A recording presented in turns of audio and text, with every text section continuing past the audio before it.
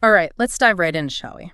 Today's deep dive is all about this avian flu, bird flu, whatever you want to call it. We've got this really interesting article, actually from a Greek news source, that dives into some recent happenings, particularly in the U.S. Okay. And, gives us some food for thought, I guess you would say. Don't worry, we'll translate everything for y'all. Yeah. It's a lot. Yeah, it is a lot. And there's some stuff in here that is maybe cause for concern, but then some stuff that's like, don't freak out just yet. Right. So we're going to cover all that, and we're going to really focus on what this means for you. But let's kick things off with that case in Louisiana, the one that's been making headlines. Right. It's kind of a big deal because it's the first time in the U.S. that someone's been hospitalized with this specific strain, the H5N1 of bird flu. Yeah, I mean, there have been, other cases, but this one, they were actually hospitalized. Yeah. Yeah, and I mean, the article does mention this person had some, underlying health conditions. But the thing that's really got the experts kind of buzzing is the genetic mutations they found in the virus from this case. Yeah, and that's the thing about these RNA viruses like avian flu. They're kind of like always changing, right? They mutate. Right. But what's, I guess, a little bit different about this case is these mutations they found seem to suggest that this particular virus is like better at, hanging out in our respiratory systems. So like better at infecting us? That's kind of scary. It's definitely something to watch. It could be just, a fluke. Right. But it's also possible, and this is what some experts are saying, that these mutations happened while the virus was actually in the patient. Whoa, wait, hold on. So it's like mutating as it's infecting someone. Potentially. That's like straight out of a sci-fi movie, right? Yeah. So does that mean like it's now one step closer to being able to spread from like person to person? It's not quite that simple. Okay. I mean, yeah, these mutations are like, a step in that direction. But it's not the only thing, right? Like to really become easily transmissible between humans, the virus has got to jump through a bunch of hoops. Okay, so it's like one hurdle cleared, but there's like a whole obstacle course ahead of it. Exactly. Okay, that makes me feel a little better. Yeah, no need to panic just yet. Right. But we should definitely keep an eye on those mutations and like what they could mean down the road. Right? Absolutely. Okay, so this Louisiana case, that's just like one piece of the puzzle. Yeah. We've also got this like massive bird flu outbreak happening across the U.S., which scientists call an epizootic. Right, an epizootic, which is basically like an epidemic, but for animals. Okay, got it. Yeah. And this one is like impacting birds in a big way, Oh, right? yeah. Millions of birds. It's crazy. And that's like the really worrying part for the experts, right? Because the bigger this outbreak gets, the more chances this virus has to like mutate and potentially like jump to humans. You got it. It's like the more the virus is out there doing its thing, the more chances it has to change. Right. It's just like a numbers game. Exactly. And to add even more fuel to the fire, it's not just birds getting infected anymore. Now mammals are starting to like pop up on the radar, especially cats. Yeah, that's definitely a new wrinkle in all of this. Yeah. And this is where I start to get a little like extra nervous. Here. The article mentions this case in Oregon where a cat, sadly, died after eating some raw pet food that was contaminated. Oh, wow. And then there's this whole situation in Washington at an animal shelter where like 20 cats died from bird flu. Oh, my gosh, that's awful. Yeah, it's really sad. So, I mean, this is all kind of freaking me out a little bit. Like, how worried should cat owners be? I mean, it's definitely something to be aware of. Okay. But I don't think people need to be like totally freaking out. Okay, good. The risk of it spreading from cats to humans is still, pretty low. But there are definitely some things cat owners can do to like minimize that risk even further. Okay, so like what can they do? Well, the first thing is, maybe a little obvious, but don't feed your cat raw meat. Right. Make sure their food is cooked all the way through to kill any potential, viruses. Right. Cooked all the way through. Got it. And then just generally, wash your hands after handling your cat, their food bowls, their litter box, all that stuff. Okay. Good hygiene. Always a good idea. Exactly. Okay. Anything else cat owners should like be on the lookout for? I'd say just keep a close eye on your cat's health in general. Yeah. If you see them, coughing or sneezing or having trouble breathing, anything like that. Right. Especially like respiratory stuff, call your vet right away. Okay. Yeah. Better safe than sorry, right? Definitely. Okay. So it's pretty clear we need to be like proactive and informed about all of this. And it seems like this whole situation is like changing so quickly. It really is. I mean, this particular H5N1 strain, it's actually been around for a while, since 1996. Really? 1996? That feels like forever ago. I know, right? But for whatever reason, it's gotten way more widespread and way more concerning since about 2020. So, like, why now? What changed? That's the, like, million-dollar question, right? The Greek article really highlights that jump in cases since 2020. And the fact that, mammals are getting infected now, that's really got scientists scratching their heads. It's like the virus has been, like, simmering on the back burner for years, and now it's suddenly boiling over. That's a great analogy. Thanks. Okay, so what does this all mean? Like, what are the potential consequences of all this? What should we be worried about? Well, one of the biggest concerns is that this bird flu virus could, mix with the seasonal flu viruses that are already out there infecting people. Wait, mix, like combine into like a whole new flu? Yeah, basically. And that's where things could get, really hairy. Okay, yeah, that doesn't sound good. So you're saying this mixing could lead to like another pandemic? It's definitely a possibility, and not just some, far-fetched idea. The Greek article talks about the 1918 and 2009 pandemics, both of which originated from a mix of different flu viruses. Oh, wow. I didn't realize that. Yeah, there's a good reminder that these viruses are constantly, evolving and interacting, and we got to be ready for anything. Okay, this is a lot to take in. I think we need to, pause for a second and process all of this before we dive into the rest of the article. We've covered a lot of ground already, from that case in Louisiana with the mutations to the massive bird flu outbreak, and now, cats getting infected. Yeah, there's definitely a lot to unpack.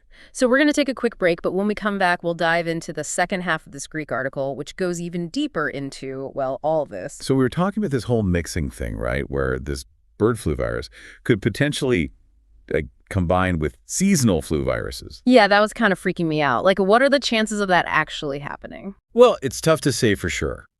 But the Greek article really dives into the potential consequences if it did.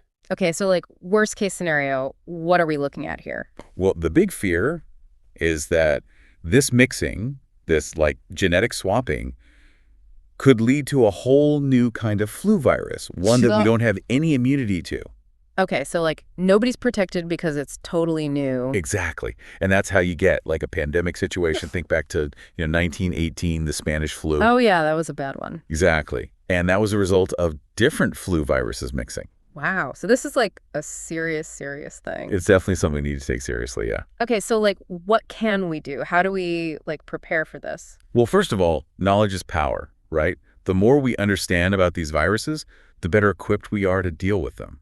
The article really emphasizes staying informed, keeping up with the latest research and recommendations from, reliable sources like the CDC. Right. The CDC, always a good source. We'll make sure to link to their website in the show notes for this episode. Perfect. And then, of course, there's the usual stuff, right? Washing your hands, covering your coughs and sneezes. Right. Good hygiene. Can't stress that enough. Exactly. And if you're feeling sick, stay home. Don't go spreading it around. Okay, those are all good tips for individuals. But what about the bigger picture? What are scientists and public health officials doing to address this whole thing? Well, one of the most important things is surveillance. They're constantly monitoring flu viruses all over the world. So they're tracking their every move. Yeah, pretty much. They're looking for any changes, any mutations, anything that could signal a potential threat. Yeah. And all that data helps them, develop vaccines. Right, vaccines. Speaking of, how quickly could we develop a vaccine if, a new super dangerous flu virus popped up? That's the big question, right? It depends on a lot of things, like how complex the virus is, how much funding is available for research. Right, right. But we've definitely learned a lot from past pandemics, and we have a lot better technology now. So, we're in a better position now than we were, say, 10, 20 years ago. Oh, absolutely. We're much better equipped to respond quickly. Okay, that's good to hear. But still, it sounds like we're kind of in a race against time here. In a way, yeah. But I don't want people to panic. We have the tools, we have the knowledge. It's just a matter of staying vigilant and, being prepared. Okay, that's reassuring. So we've talked about mutations, pandemics, vaccines. The Greek article also mentions some research on antiviral drugs for bird flu. What's the deal with those? Yeah, so there are a few different antiviral drugs out there that have shown some promise in treating bird flu. So they can, cure it? Not exactly cure it, but they can help reduce the severity of the illness and maybe shorten how long you're sick. Okay, so like less miserable if you do get infected. Yeah, exactly. And having those drugs available is a really important part of, being prepared for a potential pandemic. Makes sense. So we've covered a lot of ground here. We talked about the possibility of this avian flu mixing with seasonal flu, leading to a potential pandemic. We talked about how scientists are monitoring these viruses, developing vaccines, and we even touched on antiviral drugs. It's been a really informative deep dive. Definitely. I think the key takeaway here is, awareness is key. The more we understand about this virus, the better prepared we'll be to deal with it. Totally agree. So what are your final thoughts on all of this? What should people be thinking about as they go about their day? I think the biggest thing is to just stay informed. Keep up with the news, follow reliable sources like the CDC, and don't be afraid to ask questions if you're unsure about something. Knowledge is power, right on? Absolutely. Well said. And on that note, I think it's time to wrap up this deep dive. We've covered a ton of information about avian flu, from the concerning mutations to the potential for a pandemic and the efforts to protect ourselves and our communities. It's been a great discussion. Hopefully our listeners feel a little more informed and a little less freaked out about all of this. I hope so too. And remember, everyone, knowledge is power. The more we understand about the world around us, the better equipped we are to face challenges and create a healthier future for everyone. So stay curious, stay informed, and stay engaged. We'll see you next time for another deep dive. We've been talking about the potential for this avian flu to mix with seasonal flu and maybe even lead to another pandemic. That's got to be on everyone's mind, right? Yeah, it's definitely a little unsettling to think about. But I guess the good news is we're not just sitting ducks here, right? We've got some tools in our arsenal to fight back. Absolutely. And we've learned a lot from past pandemics, too. It's not like we're starting from scratch. That's good to hear. So let's talk about those tools. What can we do, on an individual level, to protect ourselves and our communities? Well, first and foremost, good hygiene. I know, you've heard it a million times, but it really is crucial. Washing your hands frequently, covering your coughs and sneezes, those simple things can go a long way in stopping the spread of any respiratory virus. Right. Basic, but important.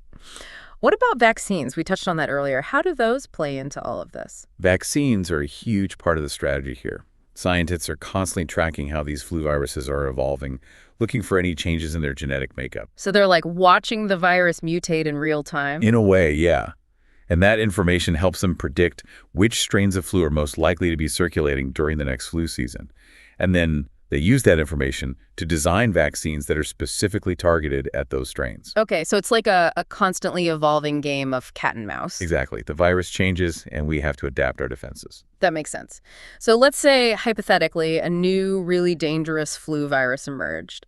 Could we develop a vaccine quickly enough to, prevent a major outbreak? That's the million-dollar question, right? There's no easy answer. It depends on a lot of factors.